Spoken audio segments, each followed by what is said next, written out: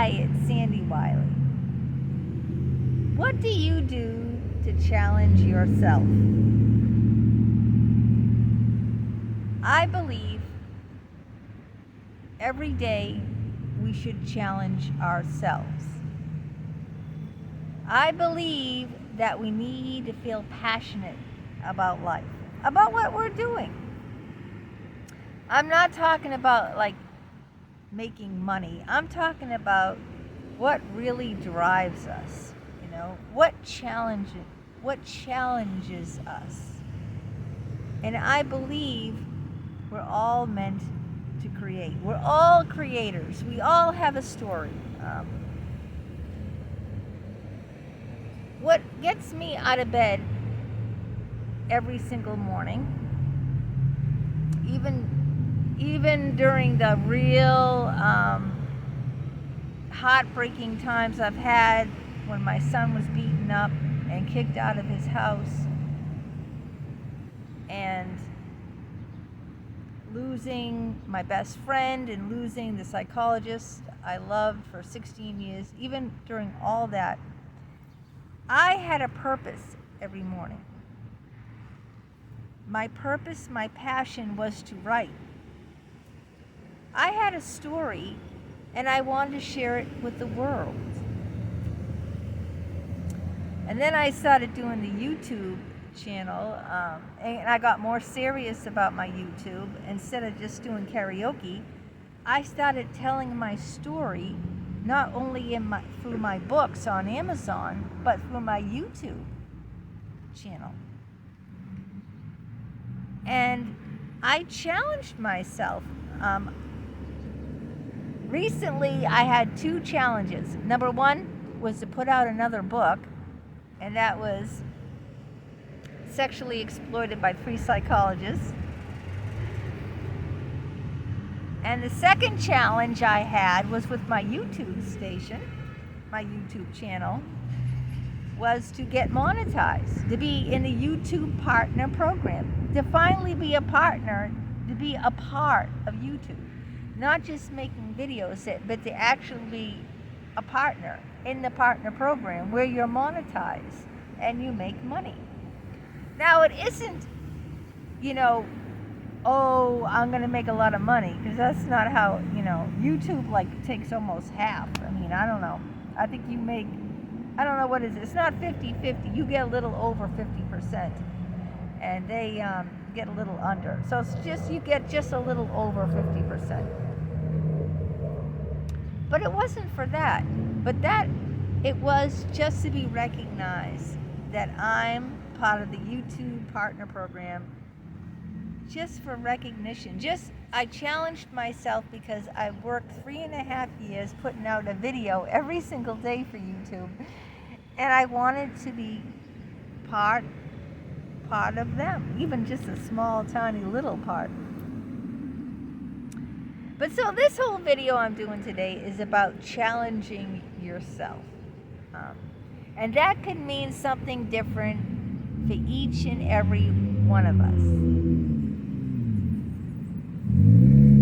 For you, it could be you want to challenge yourself to change careers, I'm not talking about money.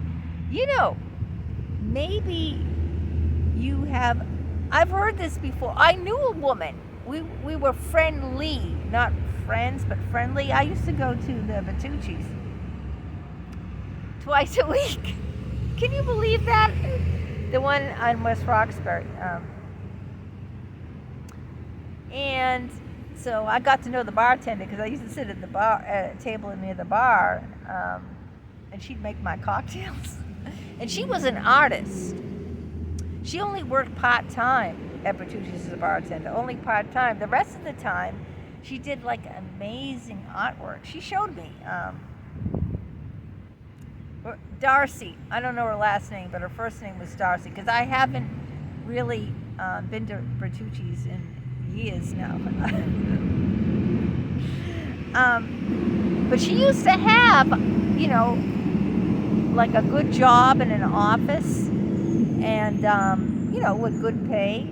and she left that to pursue her passion. She does this like, are they paintings or drawings? She showed me pictures, but I'm not sure what medium she uses. I think they're drawings, not paintings, but like they're really exotic. They're really unique. They're not your everyday kind of drawings. They're really, they're her, And she has, she's on this website and she sells them. She goes to Open Studio, if any of you ever heard of Open Studios all over the place, Newton, West Roxbury, Natick, JP. I go to JP every year. Rosendale, I do that every year too. But so she left a job that she wasn't really crazy about that made her pretty good money for what she feels passionate about, her art, So I'm not trying to tell you that challenging yourself has to be about necessarily making money. It has to do with what you feel passionate about. That's what's going to get you out of bed every morning. When you're going through really distressing hardships, heartaches in life, what's going to get those 2 feet from lying there prone to on the floor and moving into those slippers and moving? You've got to feel challenged to do something that you're passionate about. I used to have a 9-to-5 job. I could never go back to that again. I used to get dressed. I used to wake up at 4:45. Okay, this is what my husband, he wish I had a 9-to-5 job. So we'd have much more money, even though he's doing well in his career. I had a 9-to-5 job. I woke up at 4:45. I go in the shower. I get dressed. I'd iron the night before what I'm going to wear on the ironing board. The skirt, the dress, the dress shoes, put the makeup on. Go take the train down the street at 7 o'clock in the morning.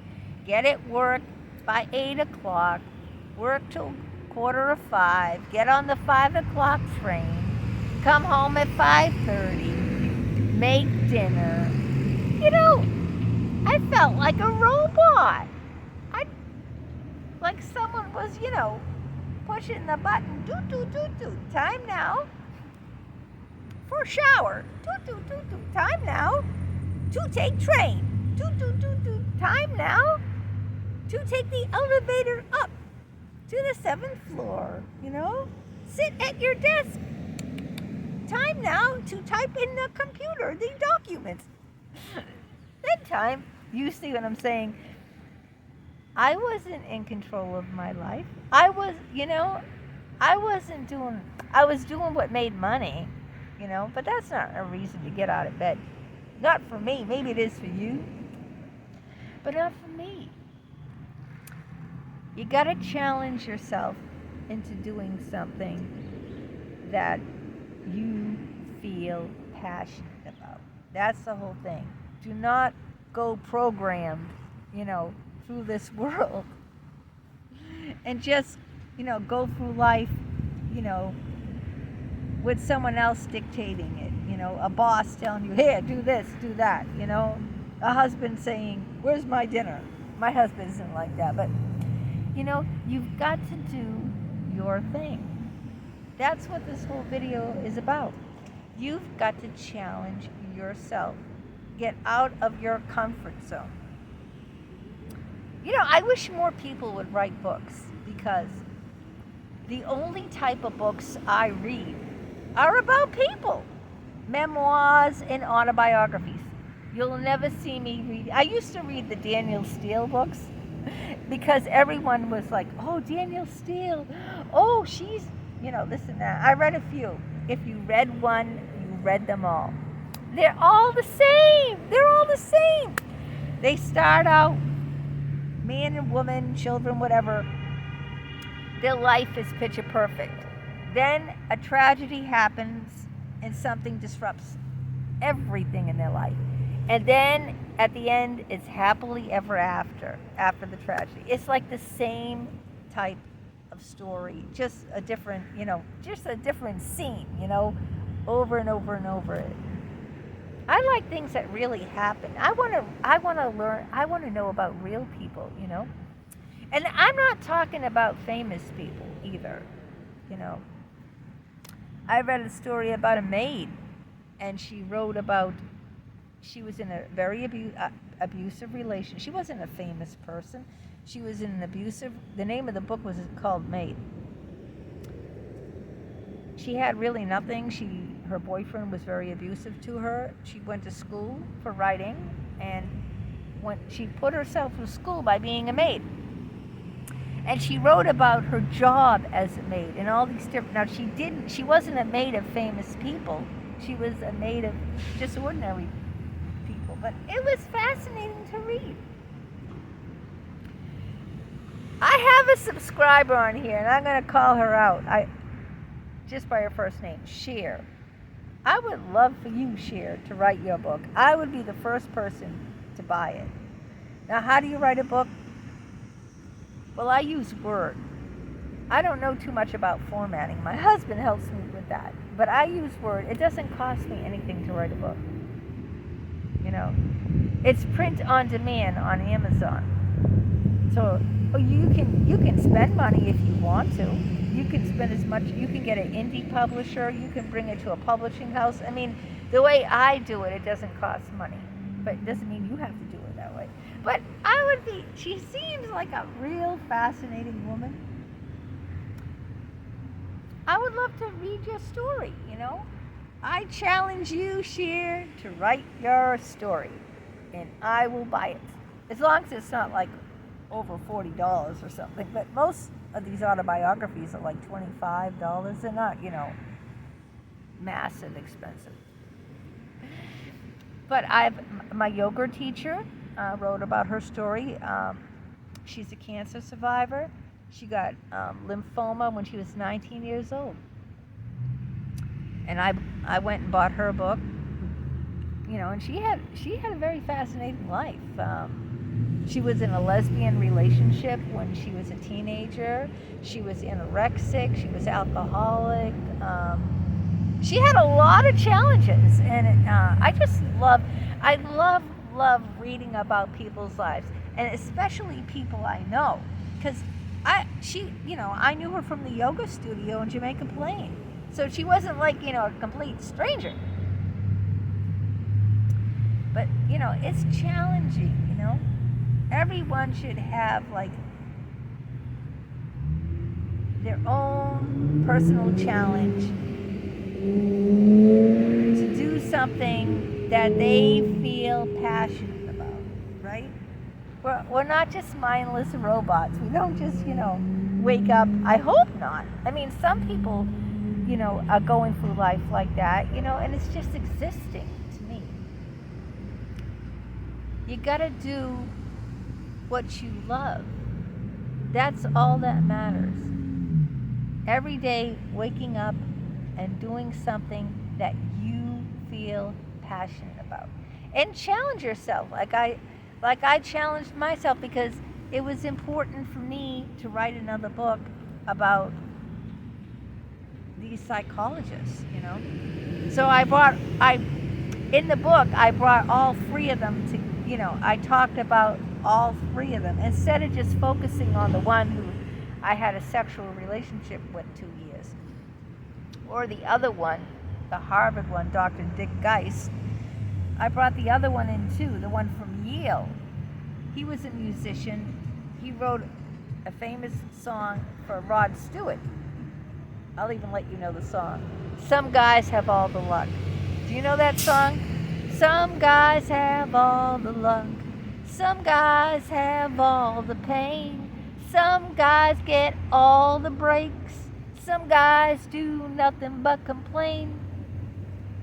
Dr. Jeffrey Forgang, one of my psychologists that's in that book, my latest book from Yale, he's the one who wrote those lyrics made famous by Rod Stewart.